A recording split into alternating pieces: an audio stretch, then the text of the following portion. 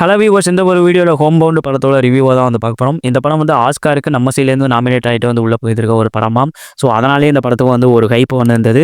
So பத்தாவதுக்கு இந்த படத்தோட ஒன் ஆஃப் த ப்ரொடியூசராக வந்து இருக்கக்கூடிய ஒரு ஆள் யார் அப்படின்னா, நம்மளுடைய தலைவன் மார்ட்டின் ஸ்கார்செஸி வந்து ஒன் ஆஃப் த ப்ரொடியூசர் அந்த படத்தில். ஸோ அந்த ஒரு ஹைப்பு இருந்த ஒரு நியூஸ்லாம் வந்து கேள்விப்பட்டுட்டு தான் அந்த படத்தை போயிட்டு வந்து பார்த்தோம். ஸோ ஃபர்ஸ்ட் ஆஃப் ஆல் இந்த படத்தோட ஸ்டோரி என்ன அப்படின்னா, படத்தில் 2 ஃப்ரெண்ட்ஸ் வந்து காமிக்கிறாங்க. 2 ஃப்ரெண்ட்ஸுமே வந்து தங்களோட வாழ்நாள் லட்சியமா, அதான் வாழ்நாள் லட்சியம்னு சொல்ல முடியாது. பட் ஆனால் அவங்க ஃபேமிலி பேக்ரவுண்டை வந்து மையப்படுத்தி அவங்க வந்து என்ன நினைக்கிறாங்க அப்படின்னா, நம்மளை வந்து மதிக்கணும் அப்படின்னு வந்து நினைக்கிறாங்க. நம்ம ஃபேமிலியை வந்து மதிக்கணும் அப்படின்னு வந்து நினச்சி அவங்க வந்து போலீஸ் எக்ஸாம் வந்து எழுதி எப்படியாவது பாஸ் பண்ணிடணும் அப்படின்ட்டு வந்து அவங்களோட ஆசைகள் கனவுகள்லாம் வந்து இருக்குது. அதுக்கு காரணம் வந்து அவங்களோட ஃபேமிலியை வந்து ரொம்ப ரொம்ப வந்து கீழ்த்தரமாக அவங்க ஊரில் வந்து நடத்துகிறாங்க. ஸோ ஒடுக்கப்பட்ட ஒரு சமூகத்தை சேர்ந்த ஒரு நபர்கள் அப்படின்னும் வந்து காமிக்கிறாங்க. பட் இருந்தாலும் வந்து அவங்களோட ஃபேமிலிங்கிறது அவ்வளோ வறுமை கோட்டுக்கும் வந்து கீழே இருக்கக்கூடிய மாதிரியான ஒரு ஃபேமிலி தான். ஏன்னா வந்து இவங்க 2 பேரும் வந்து சம்பாதிச்சா தான் வந்து அந்த ஃபேமிலியை வந்து ரன் பண்ண முடியும் அப்படிங்கிற மாதிரியான ஒரு சுச்சுவேஷனில் இருக்கக்கூடிய ஒரு ஃபேமிலிஸ். ஸோ இப்படி இருக்கும்போது வந்து இந்த 2 ஃப்ரெண்ட்ஸும் வந்து போயிட்டு அவங்க வந்து எக்ஸாம் வந்து எழுதி கடைசியாக வந்து கான்ஸ்டபிளாக வந்து ஆனாங்களா இல்லையா அப்படிங்கிறது தான் படத்தில் வந்து ஸ்டோரியாக வந்து இருக்கும். அண்ட் இந்த படம் வந்து ஒரு உண்மை சம்பவங்களை வந்து மையமாக வச்சு தான் வந்து எடுத்துருந்துருக்காங்க. படத்தில் உண்மை சம்பவங்களை வந்து மையமாக வச்சு எடுத்தால் மட்டும் வந்து போதாது, அது வந்து உண்மைக்கு நெருக்கமாக வந்து படமாக்கணும். அதுதான் ஒரு படத்தோட வெற்றியே. ஸோ அந்த வகையில் வந்து பார்த்தோம் அப்படின்னா, டெஃபினட்டாக இந்த படம் வந்து உண்மைக்கு நெருக்கமாக பல காட்சிகள் வந்து காமிச்சிருந்திருப்பாங்க. அது தீண்டாமைங்கிறது எவ்வளோ பெரிய ஒரு கொடுமையான ஒரு விஷயம். ஸோ அது வந்து எவ்வளோ பெரிய ஒரு தவறான விஷயம். மக்கள் மனசில் வந்து இப்போ வந்து அது வந்து இருக்குது அப்படிங்கிறத வந்து தோலுரிச்சு வந்து காமிச்சது. ஸோ இங்கே வந்து எங்கேயுமே வந்து இந்த பூசி முழுகிற வேலையெல்லாம் எதுவுமே வந்து கிடையாது. ஏன்னா வந்து எப்படி வந்து நடந்திருக்கோ அப்படி தான் வந்து ஒட்டுமொத்தமாக வந்து படத்துலேயே வந்து காமிச்சிருந்துருக்காங்க. ஸோ அதான் இந்த படத்தோட ஒரு பாசிட்டிவாகவும் நான் வந்து பார்க்குறேன். அண்ட் வந்து இதனாலே வந்து இந்த படம் வந்து ஆஸ்கார் அடிக்கணும் அப்படின்னு வந்து நான் வந்து நினைக்கிறேன் பர்சனலாக. அண்ட் இந்தியாவில் இந்த மாதிரியான விஷயங்கள் வந்து இருக்குது அப்படிங்கிறத வந்து போல்டாக வந்து சொன்னதெல்லாம் வந்து உண்மையிலே வந்து நல்லா இருந்தது. ட்ரூ ஈவெண்ட்ஸ் வந்து பேஸ் பண்ணி தான் வந்து எடுத்துருந்தாங்க அப்படிங்கிறத வந்து படத்திலே வந்து காமிச்சிருக்காங்க. அண்ட் இந்த படத்தை வந்து மார்ட்டின் ஸ்கார்செஸியும் வந்து ஒன் ஆஃப் த ப்ரொடியூசராக இருந்து ப்ரொடியூஸ் வந்து பண்ணியிருந்திருக்காராம்.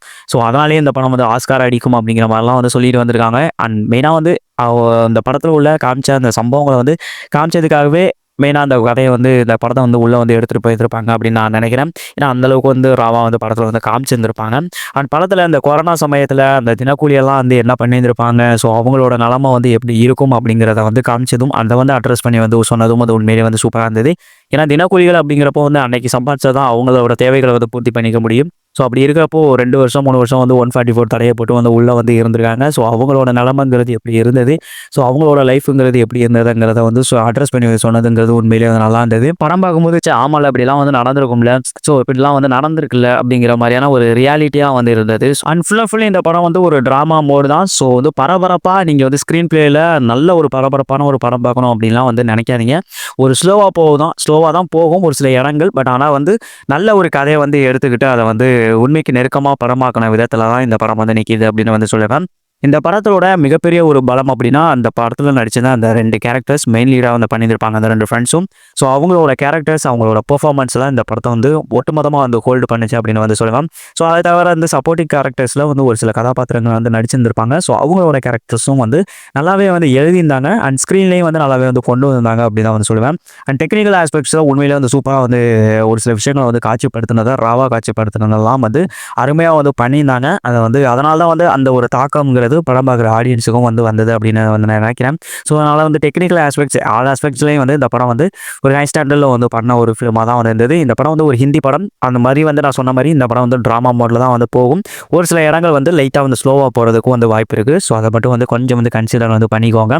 மற்றபடி இந்த படம் வந்து ஒரு மிகப்பெரிய ஒரு தாக்கத்தை விடக்கூடிய அளவுக்கு ஒரு கிளைமேக்ஸ் இருக்கக்கூடிய ஒரு படமாக வந்து இருக்கும். ஸோ அதை நான் ஏன் சொல்கிறேன் அப்படிங்கிறத வந்து கிளைமேக்ஸ் பார்த்துட்டு உங்களுக்கு வந்து புரியும் அப்படின்னு நினைக்கிறேன். ஒரு ஹார்ட் ஹிட்டிங்கான ஒரு கிளைமேக்ஸை நீங்கள் வந்து எதிர்பார்த்து இந்த படத்துக்கு வந்து போகலாம். எதிர்பார்த்து போகிறத விட நீங்கள் வந்து வரும்போது ஒரு ஹார்ட் ஹிட்டிங்கான ஒரு கிளைமேக்ஸ் வந்து பார்க்குற வந்த ஒரு ஃபீல் தான் வந்து கொடுக்கும். அந்த ஒரு கிளைமேக்ஸ் வச்சதுனால தான் அந்த ஒரு தாக்கமும் வந்து படம் பார்க்குற ஆடியன்ஸ் வந்து இருந்தது அப்படின்னு வந்து சொல்லுவேன். ஸோ அதனாலேயே இந்த படம் வந்து நிறைய இடங்களில் வந்து கேன்ஸ் ஃபிலிம் ஃபெஸ்டிவல்லாம் ஸ்டாண்டிங் ஓவியேஷன்ஸ்லாம் வந்து வாங்கியிருந்திருக்கு அப்படிங்கிற மாதிரிலாம் நியூஸ்லாம் வந்து போயிருந்துருக்கு. ஸோ அதனால தான் இந்தியாவை ரெப்ரசென்ட் பண்ணி இந்த படம் வந்து உள்ளே வந்து ஆஸ்காருக்கு நாமினேட் ஆகிட்டு உள்ளே வந்து போயிருந்துருக்கு.